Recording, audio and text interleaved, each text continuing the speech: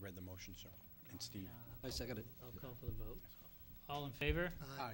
Aye. Opposed? No. No. Motion carries 3-2. Right on time. I shouldn't say that, because as soon as I say that, we get behind. 2 pages to sign. So first, Budgets, right? budget hearings. All right. The first one is Library. Alina, the library. Did I see her walk in? Yeah, she's right there. She's hiding in the back there. Sitting quietly in the back. Yes, would you please sit at the table by the mic? Sure, certainly.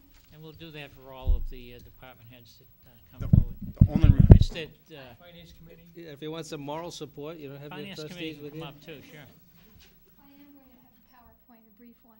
Okay, all the better. Good evening, thank you for joining me and allowing me to do the PowerPoint. I'd like to introduce our trustees. Most of the board is here tonight. Marcy Bailey, our chairman.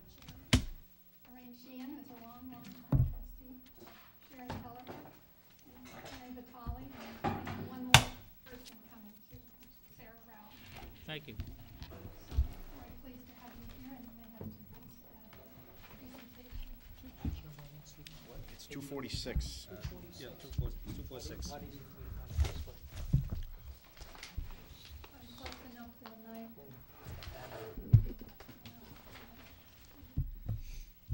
I am going to do the PowerPoint in just a minute. I'd like to just take a couple of minutes to talk about a few other things, to tell you about what we're doing. Talk louder or move the mic closer. Does that help you too? No, I can talk- hear you you fine. can The folks hear at me. home. Oh, okay, okay.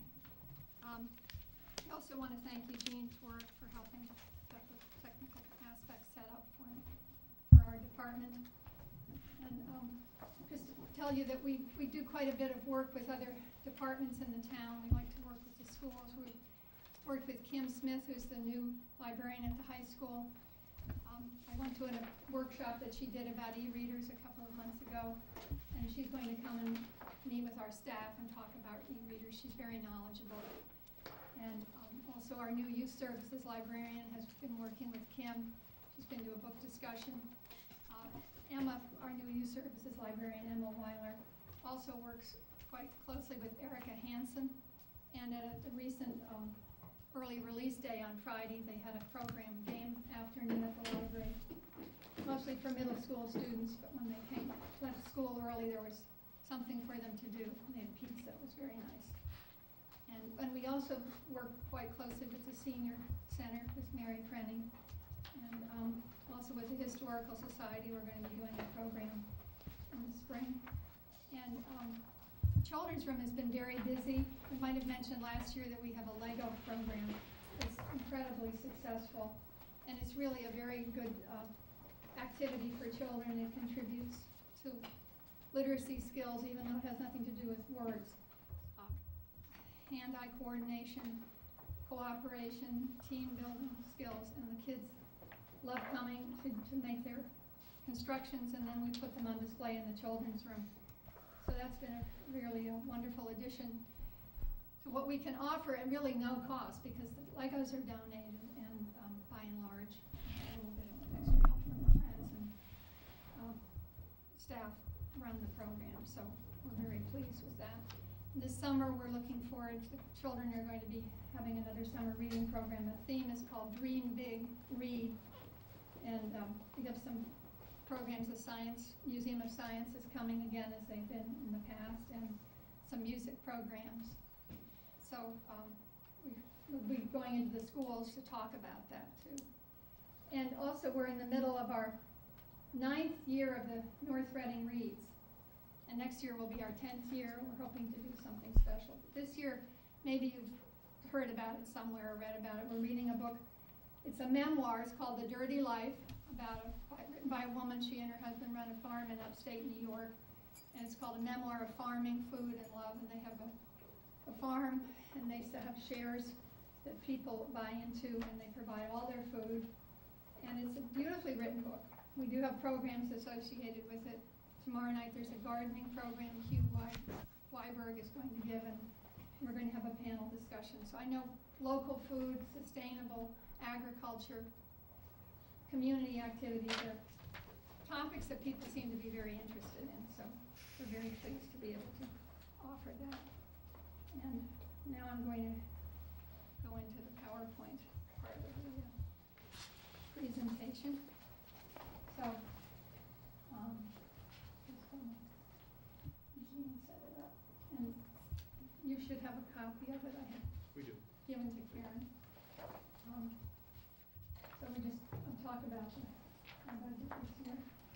And just as you note, our level services budget is $458,692, and it's above the municipal appropriation requirement because there's a 3% salary contractual increase that brings us above the mark. So that was our starting point this year. So since we were asked to do level services, we tried to just keep what we were offering on the operational side. And we do have some new requirements that involve, a lot of it is involving extra staff, time, and training. And last year I told you we had a new integrated library system called Evergreen, which is an open source product, and it's a fascinating product, but it's also very maddening. And the staff has had to adapt to it, and the public. And they're constantly working on it, MVLC, but it has been a big change for all of us. The Overdrive downloadable ebooks, of course, have just taken off. Circulation's over 100%. And we, again, as part of MVLC, we need to offer this. And partly, certainly affects the budget, but it's also staff having to learn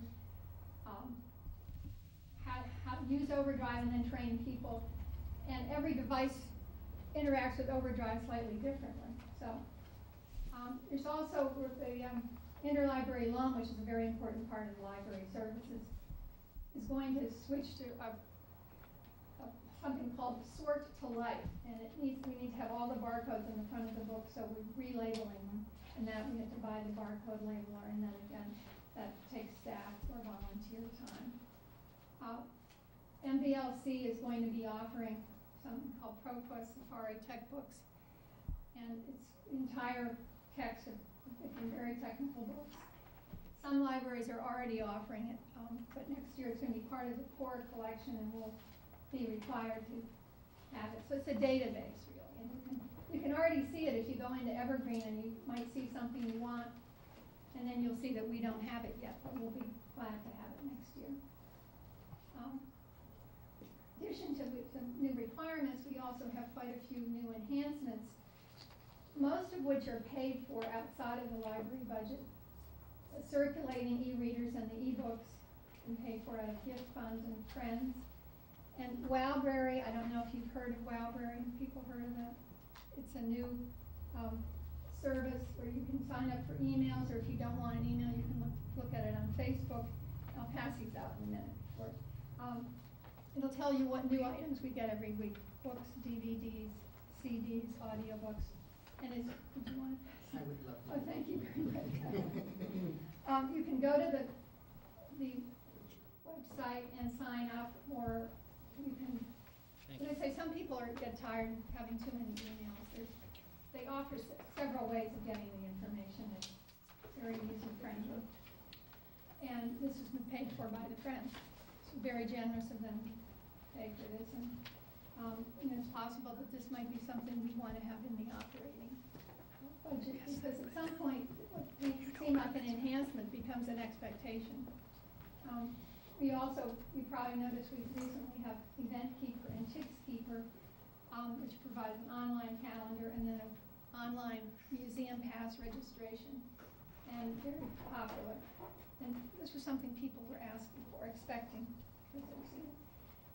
Neighborhoods won't really cost any money, maybe in signage, but will be staff time. I don't know if you've heard of neighborhoods.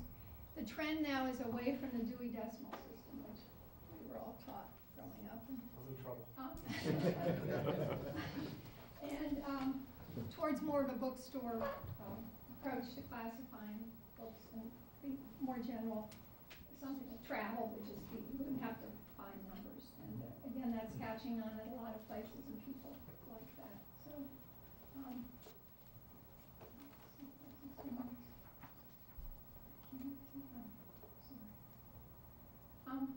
Then as we're looking ahead, everybody now seems to be using the phone to access so many things.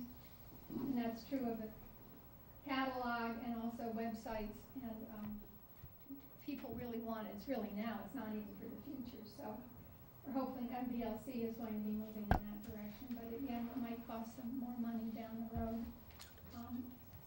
And certainly more e-books and e-readers. And you know, it used to be when the e-readers first started coming out, people would say to each other, well, what device did you get? And now it's, how many are you getting? Because people have iPads are buying a Kindle or a Nook, because one you can read at night, one you can read on the beach, and one is smaller, and then everybody has a phone so they can sync everything. So, and again, as I said, for staff to learn, to show someone how to download something to an iPad is very different than to a Nook. So there's a big learning curve. We would like at some point fairly soon to update the library website to make it more dynamic, more like a blog, and something that's easy for several staff to update as needed rather than relying on a couple of people or experts. I've talked about this in the past. We are very close to, I don't know if we have the figures yet, but the town is very close to 15,000 population threshold. And the state gives the town a 3 years grace period, but what happens when after the 3 years, the hours open requirements goes up to 50 hours. Right now it's 40, and we're open for 45 hours a week. There is an offset in that right now we're supposed to spend 16% on the materials or books. That will go down to 15%. But so that the salary side would have to go up, because if we're open more hours, we're going to need more people running the division. So those are things that we need to keep in mind, and maybe that population one of those is the most important. And just wanted to, I'll have a slide here, and this was Marcy Bailey. Thought this was an excellent quote. It's true that the libraries are busier than ever, and the need for town libraries has not diminished. In a slowly rebounding economy, we're busier than ever. And between 2000 and 2011, library visits jumped 50% in the state. And I would say our total activity, which is a combination of interlibrary loan and circulation, is right now is up close to 3% from this time last year. So we have been very, very busy. And I don't know if trustees would like to add anything, or do you have questions? Mr. Chairman.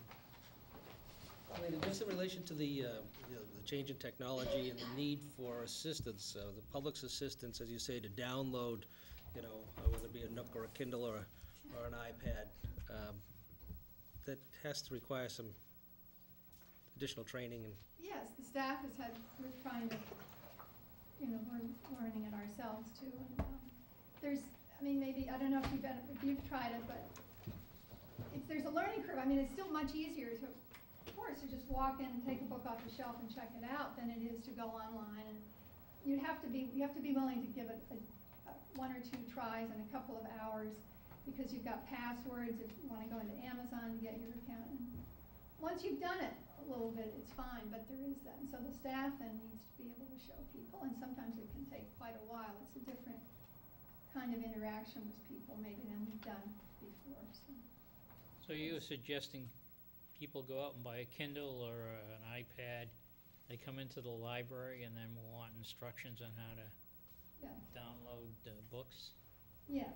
And, Well, I I was going to say books that can be borrowed through the system, okay. not books that are purchased. Oh, excuse me. But books that can be borrowed through the library system.